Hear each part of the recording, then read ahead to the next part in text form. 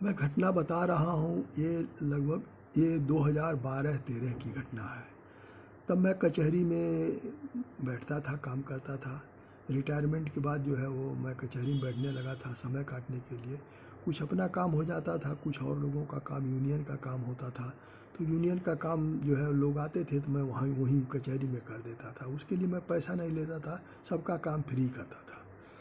तो उसी समय की बात है, एक जहाँ हम लोग बैठते थे, तो हम जहाँ बैठते थे वो हमारे मित्र हैं, दलित हैं, वो एडवोकेट हैं, हम और वो साथ ही बैठते थे। तो हम लोगों ने महसूस किया कि बदबू आ रही है, ऐसी बदबू जो बदबू समझ में नहीं आ रही थी किस चीज़ की बदबू है। ये न तो जो है इसका कुछ अंदाज मिलता था कि कोई चीज़ सड़ा हुआ भी बहुत हम लोगों ने अंदाज किया, लेकिन किसी चूहे के मरने का या कुत्ते बिल्ली का मरने का या कुछ भी पता नहीं चलता था कि किस चीज़ का बदबू है। हम लोगों ने अगल बगल देख लिया, और जहाँ हम लोग बैठते थे वहाँ वो पेड़ है, पेड़ के नीचे जो है वो छत है, वहाँ पर भी चढ़ा के देख लिया। पेड़ के जहाँ जहाँ पेड़ का जो जॉइंट होता है वहाँ जगह था, फिर वहाँ पर भी दिखा लिया। बगल में एक जो है वो फूस का था, वहाँ पर भी दिखा लिया, लेकिन कहीं जो है वह कुछ सोर्स नहीं मिला, बदबू आता था। वहाँ एक गाय आके बैठती थी, तो हम लोगों ने देखा कि गाय को जो है दूध अपने आप निकलता है, और कोई उसका दूध हमारे समझ से पीता नहीं था, क्योंकि उस गाय के जो है वह जांघ के और वो पेशाब के रास्ते के बगल में उसको फोड़ा हो गया था, और वो फोड़ा जो है वो उससे पानी गिरता था, मक्खियाँ भिनभिनाती थी, और वही जहाँ हम लोग बैठते हैं वहीं उसके पूरब तरफ बैठती थी। ये हुआ ये कि जो बदबू वहाँ कचहरी में आती थी वही बदबू मेरे घर आने लगी।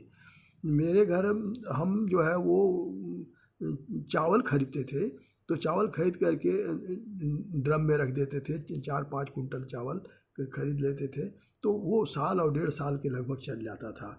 तो अगर अगले साल जो है चावल तुरंत जो खरीदते थे, तो वो तुरंत नहीं खाते थे, तो वो पुराना वाला चावल खाते थे। और चावल एक किसी से नहीं खरीदते थे, साइकिल वाले जो गांव से ले आते हैं हमारे वो तरफ, वो जैसे जैसे जिस भाव में मिला उस भाव से खरीद लिया। ही नहीं कि एक जगह से नहीं खरीदा था और एक बर्तन में नहीं था, सब अलग अलग जगह से खरीदा था, अलग अलग साइकिल वालों से खरीदा था, और अलग अलग ड्रम में रखा था। सारे ड्रम में बदबू आने लगा।